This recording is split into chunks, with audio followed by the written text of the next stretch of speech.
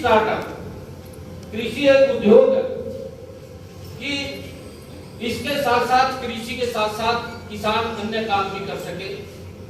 जैसे वो तालाब है, तालाब के अंदर मछली पालन का काम कर सके। क्योंकि हमारा अगर हरियाणा के अंदर हम देखते हैं बहुत सारी जमीन, अगर हम दक्षिणी हरियाणा के अंदर जज्जर साइड के अंदर जाएंगे तो बहुत सारी जमीन के अंदर से पानी ऊपर है और फसल नहीं होती। तो सरकार ने उनको भी निर्णय लिया ये जमीन बेकार ना जाए। जिस किसान की जमीन है वो मछली पालन का काम करे उसके अंदर, क्योंकि शायद पानी आ गया ऊपर, उसके पानी आ गया तो दिक्कत आ गई, फसल नहीं हो सकती, वो खाली पड़ जाएंगे, खाली ना रहे और वो वहां पर अपना मछली पालन का काम कर सके।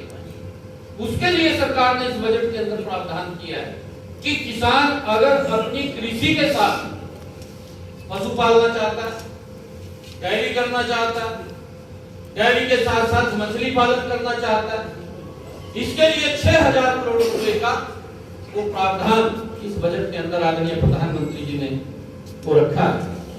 और जो प्राकृतिक खेती की मैंने बात की है, प्राकृतिक खेती के अंदर भी ये निर्णय इस बजट के अंदर लिया है कि आने वाले 3 वर्षों के अंदर लगभग देश में 10,000 जैव इनपुट संसाधन केंद्र की स्थापना की जाएगी प्राकृतिक खेती को लेकर।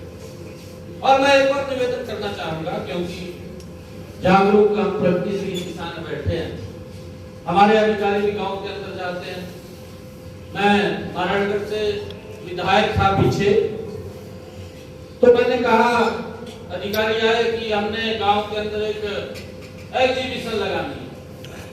मैंने कहा मैं आऊंगा, आप लगाइए, और उनका गांव बड़े गांव के अंदर लगाइए, मतलब किसान ज्यादा आ जाए वहां। तो मैं जब वहां पर गया, वहां किसान बैठे थे और इतना बड़ा गांव, मेरे साथ है कि 20 आदमी। तो मैंने कहा ये बात किसको सुनाएंगे आप, जो आप यहाँ पर जो किसानों को बताने के लिए आप आए हैं, वहां तो सुनने वाला कोई नहीं, 10 आदमी बैठे हैं और मेरे ख्याल से 5,000 6,000 का गांव, बड़ा गांव, इतने किसान। अगर अधिकारी कोई बात बताने के लिए काम के अंदर आए एग्रीकल्चर को लेकर के, उसको जरूर सुने और उसको लागू करें, आपको फायदा होगा। ये मैं निवेदन करना चाहता हूं। मेरे ख्याल से बहुत ज्यादा मैं तो देखता हूं कि पहली बार हुआ कि ट्रैक्टर के ऊपर भी सब्सिडी मिली। मेरे पास रिन्यूएबल एनर्जी का विभाग था जब मैं मंत्री था, मैंने थोड़ा सर्च किया था। मैं आपको बताना चाहता हूं, मैंने सर्च किया, मैंने आदरणीय मुख्यमंत्री जी से बात की। मैंने कहा जी हम जो ट्यूबवेल है हमारे, इनको सोलर पे करना चाहते हैं।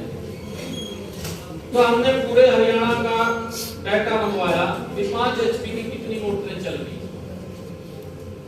5 HP की मोटरें मुझे 800 850 के करीब में मिली और वो सारी की सारी सोलर के ऊपर कर दी। उसके बाद 10 HP की पकड़ी, 10 HP की भी सोलर के ऊपर होगी। आप लोगों को ध्यान होगा, आप अगर देखेंगे अपने आसपास नजदीक में कहीं ना कहीं आपको सोलर का लगा होगा